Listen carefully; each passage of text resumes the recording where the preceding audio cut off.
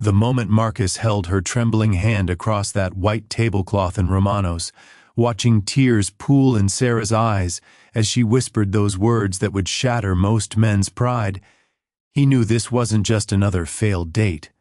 This was the moment that would define whether he was the man he claimed to be every Sunday morning in the third pew of Grace Community Church, or just another hypocrite mouthing words about love and sacrifice while his heart remained locked behind walls of self-protection.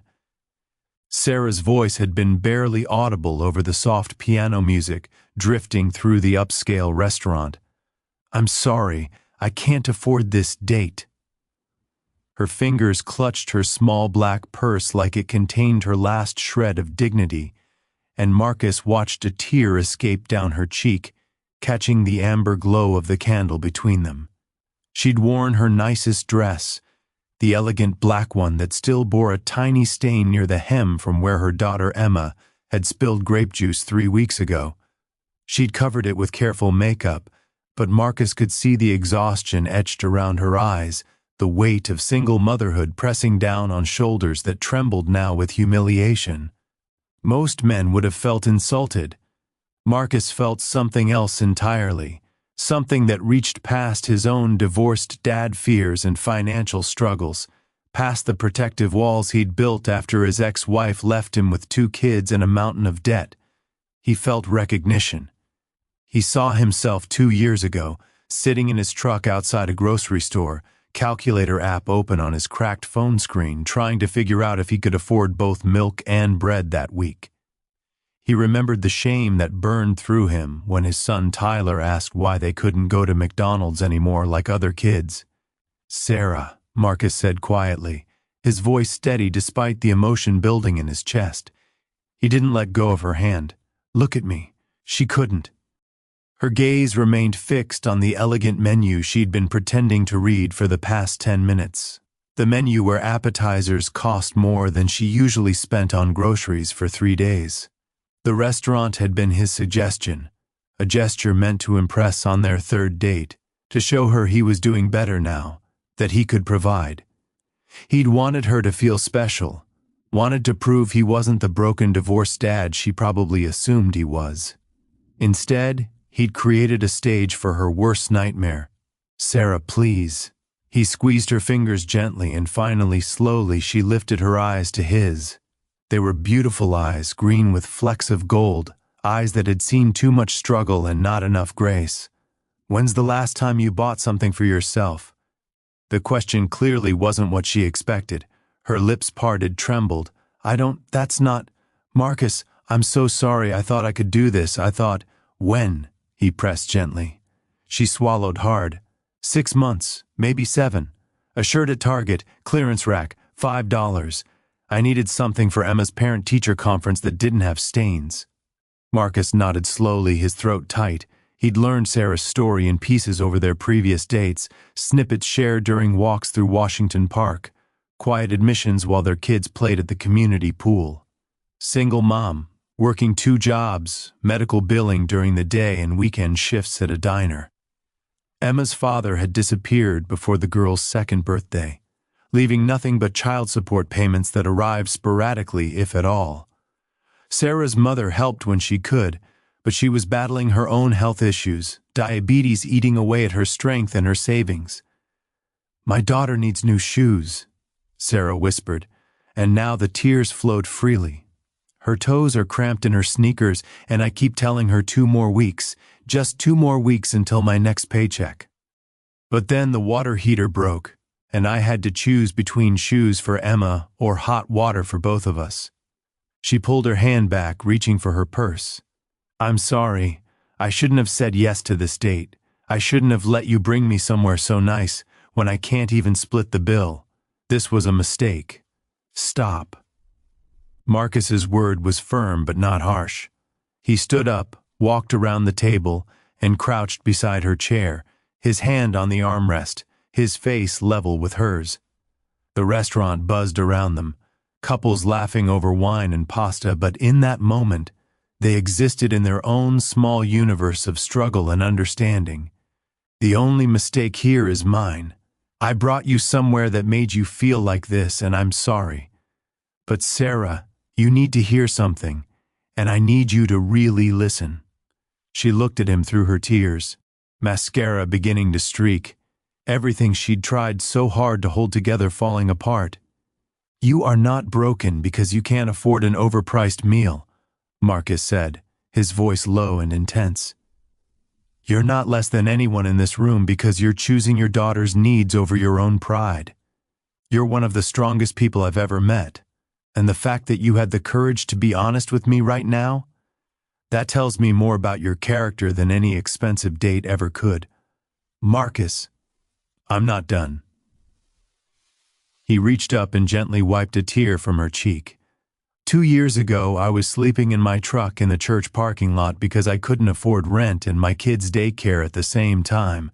Pastor Jim found me one morning at 5 a.m., brought me coffee, didn't say a word about it, just sat with me. Then he connected me with a family in the congregation who had a basement apartment they rented for almost nothing until I got back on my feet. I know what it's like to feel like you're drowning, Sarah. I know what it's like to measure your worth by your bank account and come up wanting every single time."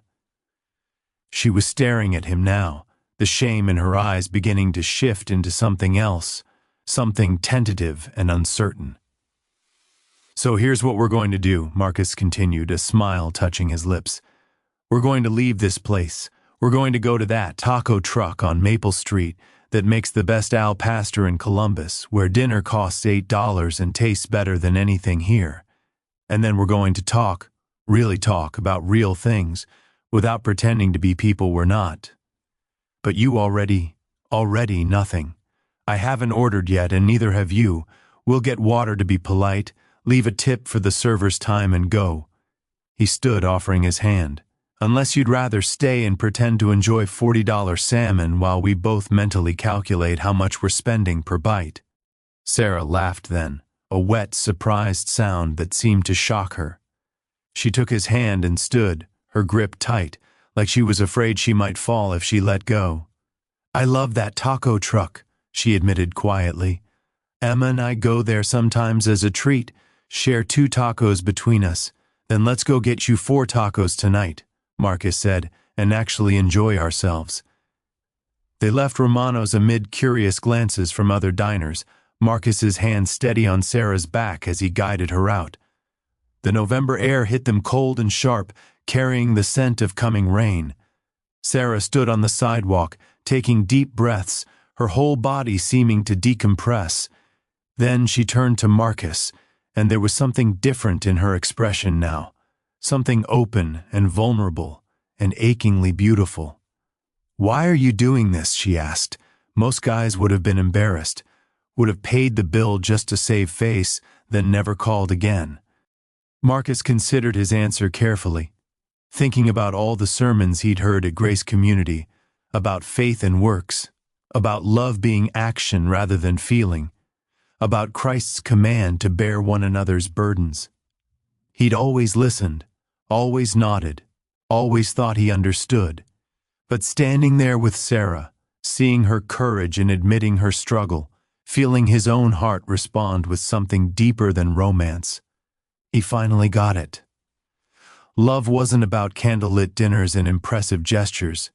It was about seeing someone in their weakness and choosing to step into that space with them, to say, "You're not alone. I'm here. We'll figure this out together. Because I've been praying for someone real," he said simply. "And you're the first person I've met in 2 years who didn't pretend life was perfect. You're honest, Sarah. That's rare. That's valuable. That's worth more than anything I could buy you." They drove in Marcus's old Honda Civic to the taco truck, and on the way, Sarah told him more. About Emma, 7 years old and brilliant, who wanted to be a veterinarian and cried over injured birds. About the medical bills from Emma's emergency appendectomy last year that still arrived monthly, slowly crushing Sarah under their weight. About the shame she carried every time she walked into church, feeling like everyone else had their lives together, while she could barely keep her head above water. about the loneliness of being the only single parent in a small group full of married couples who meant well but couldn't understand. "I almost didn't come tonight," Sarah admitted, as Marcus parked near the taco truck, its colorful lights glowing in the gathering dusk. "I stood in front of my mirror for 20 minutes, looking at this dress, thinking about how I couldn't afford to split a fancy dinner bill. I almost texted you to cancel, but Emma saw me standing there and she said, 'Mama, you look like a princess.' And I thought, maybe I deserve one nice night. Maybe I can figure it out." "You do deserve nice nights," Marcus said, "many of them. But nice doesn't have to mean expensive. Nice means being with someone who sees you, who values you, who doesn't need you to be anything other than exactly who you are." They ordered tacos and sat at a small metal table, the night cool around them, traffic humming past on Maple Street. Sarah ate slowly at first, like she was still uncertain, but gradually she relaxed. They talked about their kids, trading stories that made them both laugh and wince. Tyler, Marcus's 8-year-old, who'd recently announced he wanted to be a garbage man because they had cool trucks. Emma, who'd used all her birthday money to buy food for the animal shelter. Sophie, Marcus's 6-year-old daughter, who still asked when Mommy was coming home even though it had been 2 years since the divorce. The wounds their children carried, and the fierce determination they both felt to give their kids better than what they'd had. Tyler asked me last week why we don't live in a house like his friend Jason, Marcus shared, staring at his last taco. "Jason's family has the big place with the pool and the trampoline, and I didn't know what to say that wouldn't sound like an excuse. I settled for different families have different things, but I could see in his face he thought it meant we weren't good enough." Sarah reached across the table and covered his hand with hers. "Emma asked me why her daddy doesn't want to see her. How do you explain that without destroying a 7-year-old's self-worth? I told her some people have broken hearts and don't know how to love right, but they're the ones missing out. I told her she's precious beyond measure, but I see her watching other kids with their dads at school events, and I know my words aren't enough to fill that hole." They sat in comfortable silence for a moment, the weight of single parenthood hanging between them, not as a burden now but as a shared understanding. Around them, the city continued its evening rhythm, but in their small circle at that taco truck table, something significant was shifting, connecting, taking root. "I need to tell you something," Marcus said finally. "I brought you to Romano's because I wanted to impress you. I wanted you to see me as successful, as someone who has it all together. But that's not true. I'm still climbing out of the hole my divorce left me in. I'm still working 2 jobs, still stretching every dollar. That fancy dinner would have meant I couldn't get Sophie the winter coat she needs for another few weeks. I was willing to do it because I thought that's what I had to do to keep someone like you interested. But you just saved me from my own pride, and I'm grateful." Sarah's eyes widened. "Marcus, no, you shouldn't have." "But I would have," he interrupted. "That's the problem. We do these things to ourselves, trying to measure up to some standard we think we need to meet. Meanwhile, our kids need coats and shoes, and we need grace to admit we're struggling." "Grace," Sarah repeated softly. "Pastor Lynn preached about grace last Sunday, about how it's unearned favor, unmerited love.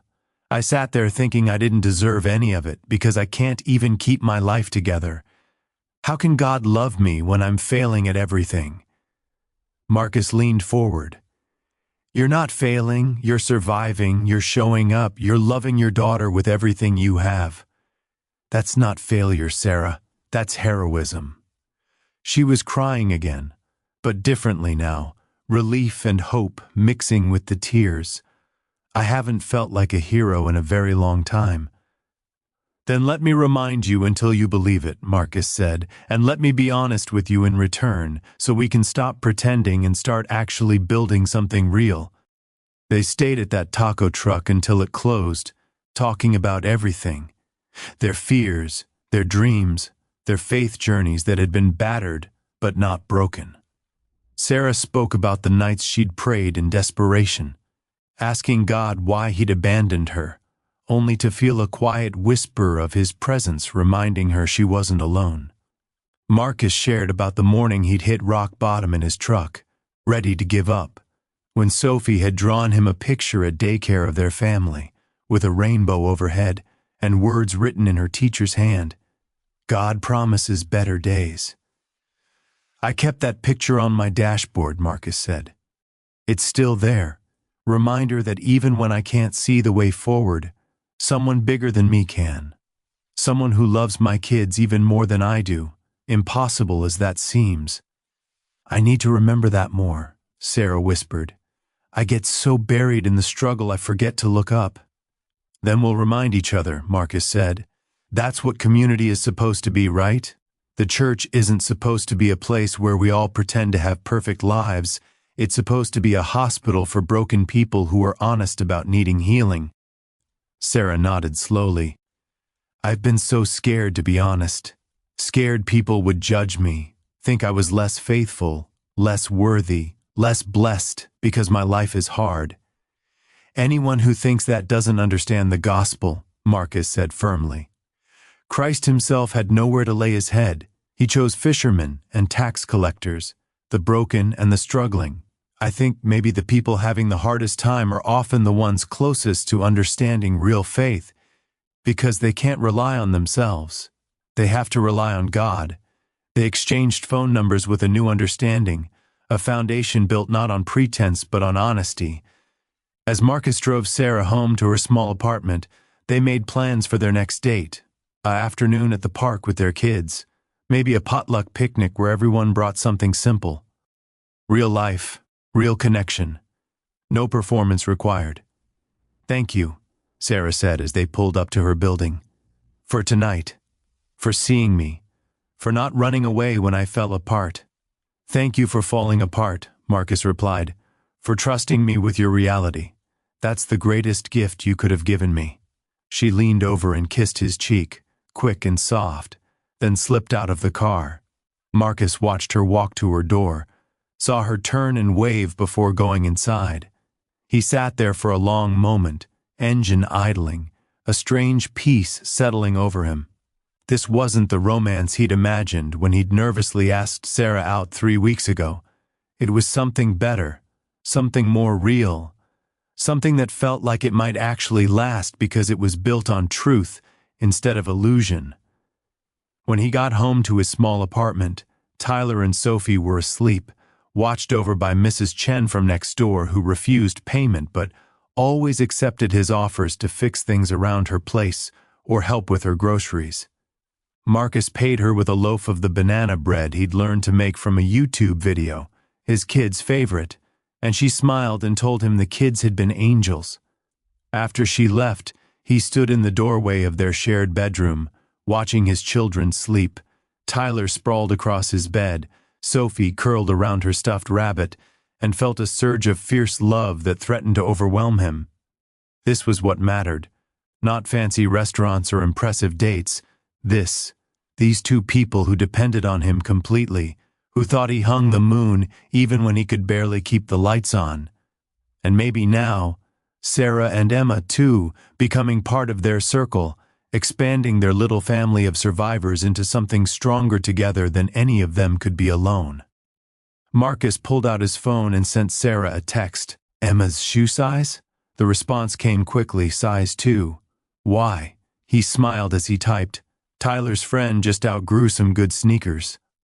Sophie has a coat she's already too tall for. Bring Emma to the park Saturday. Let our kids meet. Let's stop doing this alone. 3 dots appeared, disappeared, appeared again.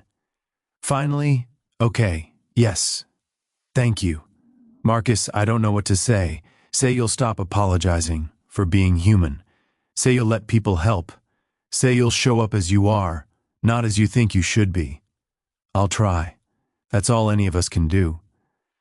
That Saturday at Washington Park, under a sky threatening rain but holding back just long enough, 2 broken families met and began the messy work of becoming whole. Emma was shy at first, hiding behind Sarah's leg, but Sophie, who never met a stranger, grabbed her hand and dragged her to the swings. Tyler showed Marcus the hole he'd dug behind the big oak tree, explaining with serious 8-year-old gravity that it might be deep enough to reach China if he kept at it. Sarah laughed more than Marcus had ever heard, watching their children play, the worry lines around her eyes softening. They spread out a blanket and shared sandwiches and fruit, nothing fancy, everything perfect. Emma sat between Tyler and Sophie like she'd always been part of their unit, chattering about her science project and the frog she'd found in her backyard. Sarah caught Marcus's eye over their children's heads, and in that look passed a whole conversation. Is this real? Can we trust this? What if it falls apart? Marcus nodded slowly, his answer clear. It's real enough to try. We're both scared, but maybe that's okay. Weeks became months, and their unconventional family continued to weave itself together.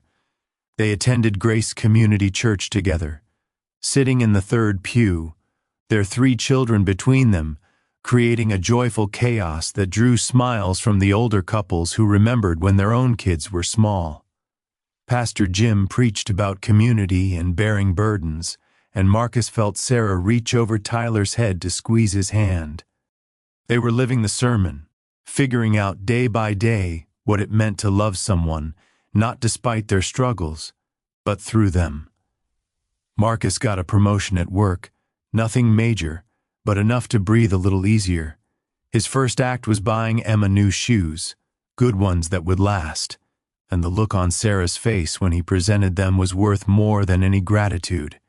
You didn't have to, she'd whispered, and he'd replied, I know, I wanted to, let me. Sarah's mother's health improved enough that she could watch all 3 kids one Friday evening, and Marcus took Sarah to Romano's. Same restaurant, same table if he could manage it, but this time no pretense, no performance. They ordered appetizers to share and laughed over pasta, and when the bill came, Sarah didn't flinch. She met his eyes and said, Split it?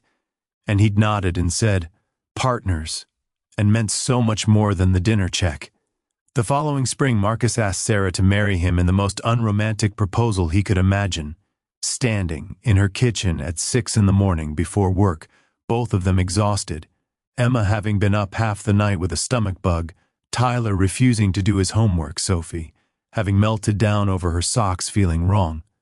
The kitchen was a disaster, dishes piled up, the smell of cleaning supplies mixed with coffee, and Sarah's hair was in a messy bun, her face scrubbed clean of makeup. Marry me, Marcus said, right there between the coffee maker and the chaos.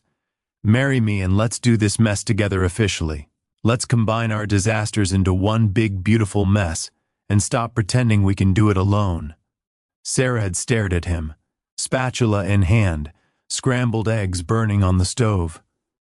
Then she'd laughed and cried and said yes, and Emma had cheered from the table, apparently feeling better, and Tyler had asked if this meant they were getting a bigger house, and Sophie had wanted to know if she could be the flower girl, and it was absolutely perfect in its imperfection.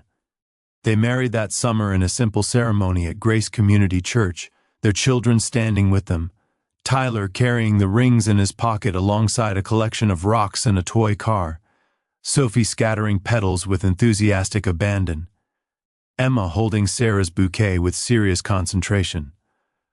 Pastor Jim presided, speaking about covenant and grace, about how God takes broken people and makes them into something beautiful together, stronger than they ever could have been separate. The wedding reception was a potluck in the church fellowship hall, friends and family bringing casseroles and desserts, no pretense, no performance, just community wrapping around them with love and celebration. The 3-tier cake came from Costco, and it was delicious. They danced to music from someone's iPhone speaker, Tyler and Sophie and Emma spinning around them, laughing, belonging, finally secure in a family that might not look traditional, but was built on something more solid than convenience or comfort.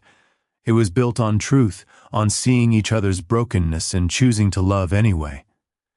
Years later, when people asked Marcus how he knew Sarah was the one, He'd tell them about that night at Romano's, about her whispered confession that could have ended everything. He'd tell them about the taco truck and the honesty that followed, about building a relationship on reality instead of romance. He'd tell them that the best things in life come from being brave enough to be real, vulnerable enough to admit struggle, and faithful enough to believe that grace, both God's and each other's, is sufficient for every challenge.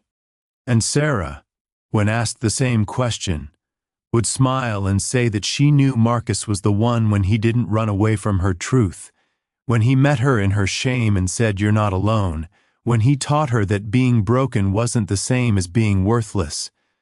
She'd say that he showed her what Christian love actually looks like, not judgment and pretense, but presence and honesty, showing up in the mess and choosing someone anyway. Their story became a quiet testimony in their church community, whispered encouragement to other struggling single parents, other people barely holding on. The couple who'd almost let pride sabotage connection, who'd chosen honesty over appearance, who'd built something lasting because they'd been brave enough to start with truth. They weren't perfect, their life wasn't easy, but they faced it together. 3 kids and 2 incomes and one shared faith that carried them through.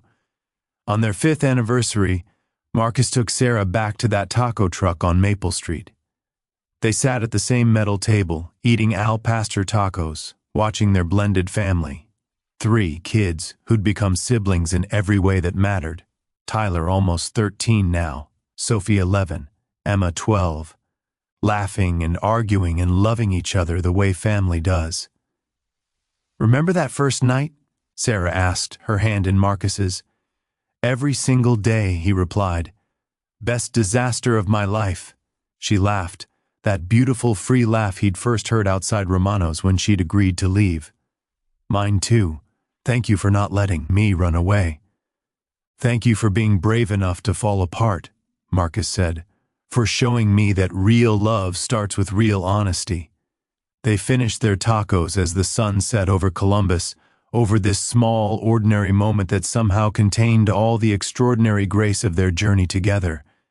2 broken people who'd found each other in their brokenness, who'd chosen truth over pretense, who'd built a life on the solid foundation of grace. Not perfect, but real. Not easy, but worth it. Not what they'd imagined, but better than anything they'd dared to hope for.